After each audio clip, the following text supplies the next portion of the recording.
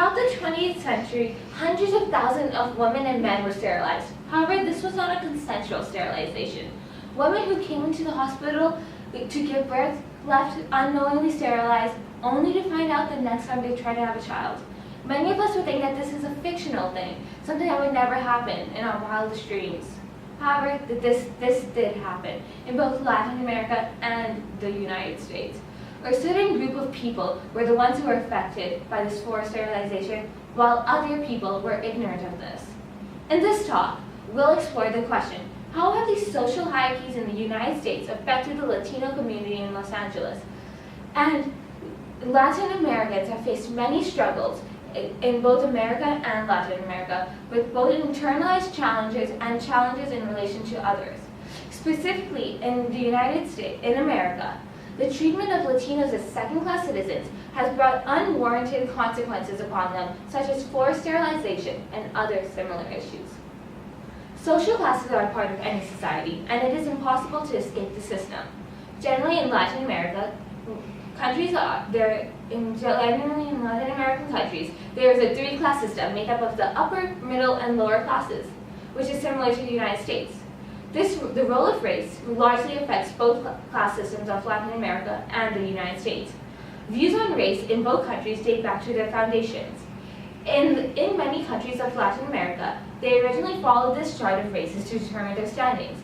By looking at the chart, the Spanish are at the very top, while the chart slowly progresses to a mixed indigenous people. While the countries of Latin America do not follow this system anymore, they are still affected by the ideas. The lower classes of many Latin American countries are composed of indigenous people to the country, and these people often face the brunt of unfair actions, which I will speak of later in the talk. This concept of a certain race tending to be towards the bottom of their social standing is familiar to the United States. While this is not always the case, Latinos tend to fall towards the lower classes. According to the American Psychological Association, Latino families are more likely to live in poverty than Caucasian families. Additionally, they are most likely to attend high poverty schools and are the most likely to drop out of high school in regard to their other fellow Americans. Latino families are not only disadvantaged in America because of their race, but also because of the socio and economic structures in the United States. In the U.S., low educational attainment those with low educational attainment tend to make less money, which leads to a lower income tax. This then leads to less funding for their schools in the district, leading them to have a worse education compared to the rest of their classmates. Many Latinos in the U.S. fall into the cycle and are then unable to escape it, which means they are more likely to be in the lower class once more and face these unjust actions. One issue that those of the lower class of Latin America and the lower class of the United States have faced is a eugenics movement. Eugenics is defined as the science that tries to improve the human race by controlling which people become parents. A common way of enforcing this theory is by forcefully sterilizing women and men in hospitals. This occurred in the United States in the early and mid-20th century and in Latin America at the middle and end of the century. The United States, in the U.S., approximately 60,000 people were forcibly sterilized. The reason for this mass sterilization was to control the undesirable population made up of immigrants, people of color, poor people, unmarried mothers, the disabled, and the mentally ill. Around 20,000 of those sterilizations, a third of them in total, occurred in California. And of those 20,000, Mexican men and women made up 8% of those sterilized, which is quite a lot considering the wide variety of those who were sterilized. Mexicans were specifically targeted in California because they were competition in regard to the job market. For this reason, they were marketed as disease, and they were sterilized to stop the spread of diseases. Similarly, forced sterilizations occurred in Peru during the presidency of Alberto Fujimori from 1996 to 2000. 272,000 women in Peru were forcefully sterilized, along with 22,004 men, and the majority of these people were indigenous. However, Peru is not the only country affected.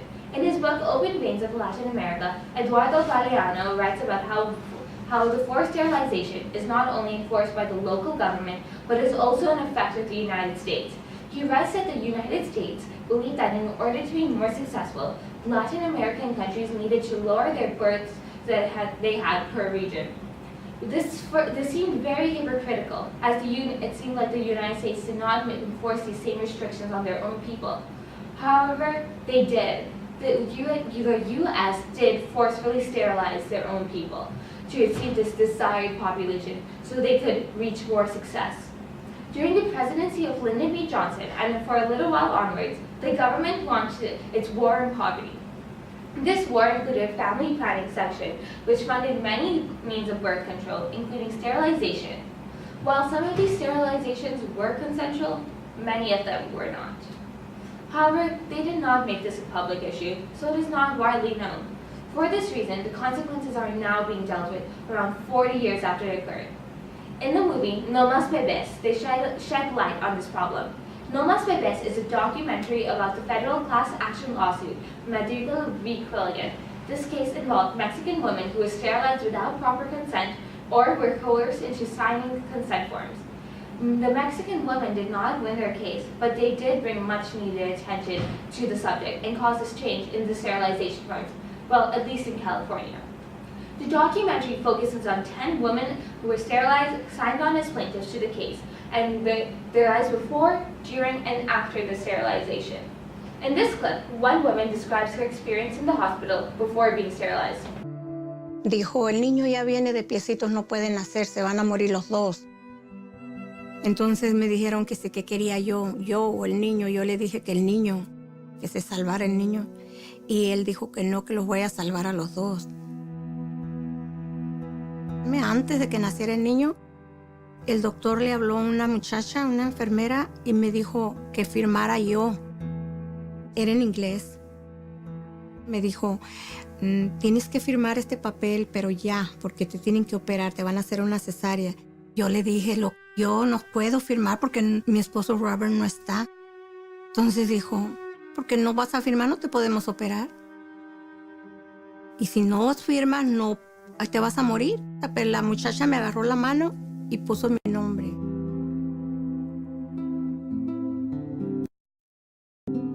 Ya lo supe hasta los 4 años, que estaba esterilizada.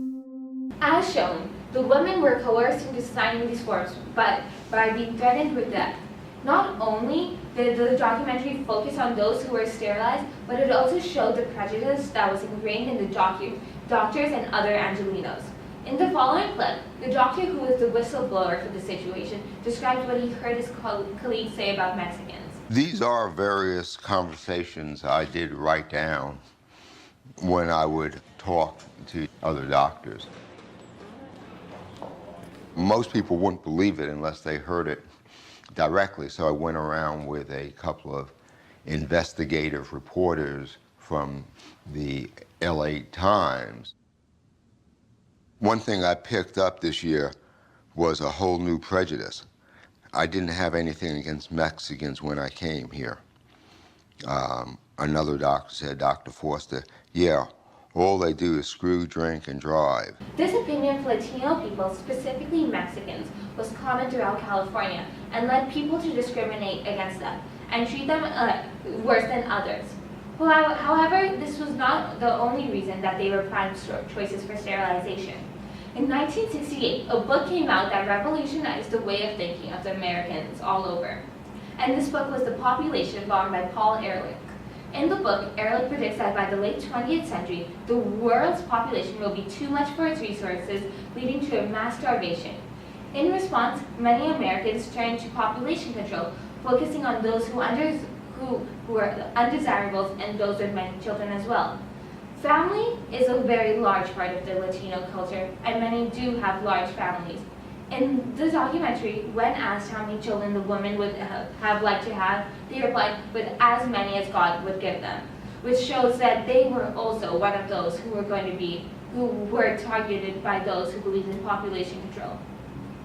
Additionally, in my field study, I went to an exhibit by the group Mujeres de Maíz, which is a group of Latina women who protest the social norms by expressing themselves through various forms of art. They also use art to show the values they hold closest to them. However, paintings are not their only form of expression. In this poem by Elvia Susana Rubaclava, She describes her desire for pregnancy. The poem and picture show the value of the pregnancy and children to the Latino community. The paintings and poems clearly emphasize the womb of a woman where the baby grows within the mother. The paintings mostly focus on pregnancy, and the poem shows the desire to become pregnant. However, after reading the last line, I wish I was the mother of your children instead of your wife and lover with no seed to share, we can see that the woman cannot get pregnant, leaving her with this feeling of sadness, which was made from the U.S. government and those who sterilize her, mainly the doctors, because she cannot get pregnant after the sterilization.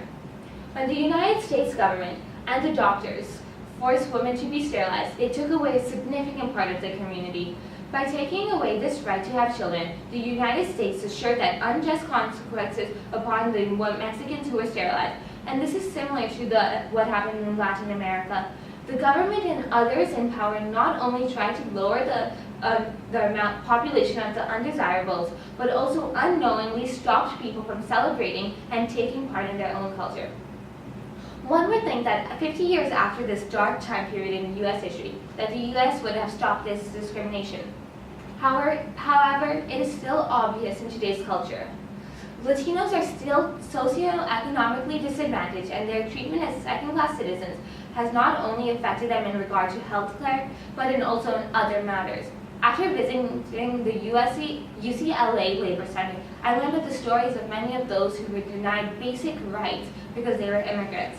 Many immigrants cannot afford to pay tuition for the universities and do not qualify for in-state tuition either because they are undocumented, even though they have been living in these states for many, many years.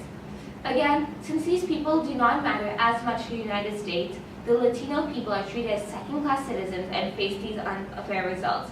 The discrimination against people of color is still rampant throughout the U.S., leaving us to think, has anything really changed since the 1960s? Between 2006 and 2013, there were 150 illegal sterilizations in California, in California's prisons.